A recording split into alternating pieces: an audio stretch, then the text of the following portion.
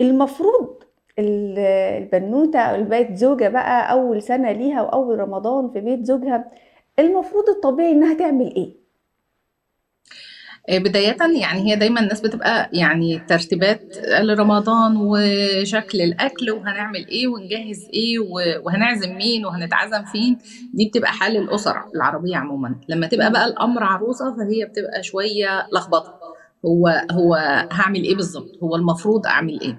فكرة المسؤولية إن أنا عليا، يعني هي فكرة المسؤولية في الجواز ده الشخص ده أنا هغديه وهفطره وهظبط البيت وهعمل.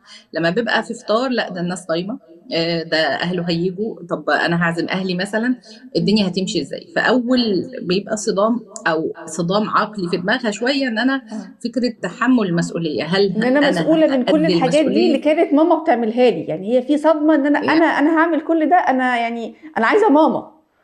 ايوه، وفكره المسؤوليه بقى ان انا كل الحاجات دي مسؤوله مني انا، وهل لو عملتها انا هبقى في موضع تقييم ان انا الناس دي هتبقى هتقيم الاكل وهيبقوا صايمين، فانا مش عازماهم على غدوه وخلاص، ده انا الناس دي كلها جايه تفطر عندي. فكره بالظبط. البيت كله، تنظيم الاكل، ترتيبه. فشويه بيبقى البنت او العروسه الجديده بتبقى خايفه شويه. الحاجات دي زي ما انت بتقولي انا بساعد ماما فيها، انما مش انا اللي بعملها، مش انا ايوه. اللي عليا، انا اخري اقف ارتب اساعد في حاجه. حق مم. لو الاكل باظ، فكره ان الدنيا ما تبقاش ظابطه.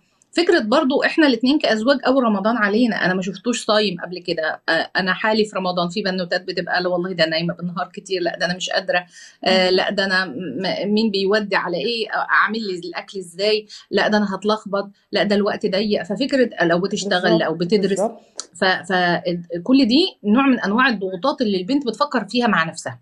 مم. وشويه بتبقى جزء كبير منها داير في دماغها حسب برضو مده الزواج. يعني في بنات كتير احنا ما شاء الله في موسم افراح من شهر شهرين، ناس تقول ايه قبل رمضان الافراح عشان بعد العيد، ما عادش حد بقى يتزوج اه. الا بعد العيد. مم. ففكره ان هي ده ما كملتش شهر، ما كملتش اسبوعين، ما كملتش شهرين، مم. فلسه انا بتعلم كل حاجه، بتعلم التنظيف وبتعلم الترتيب، وفجاه الاقي نفسي بالظبط. ان انا مسؤوله في رمضان مم. دي.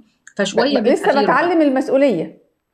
المسؤولية على بعضها، غير ان مم. الشخص ده احنا بنكتشف بعض. معروف ان سنة اولى زواج عموما بتبقى سنة يعني فيها كتير، مش هقول مشاكل ولكن الاكتشافات، بسميها ايوه. سنة الاكتشافات.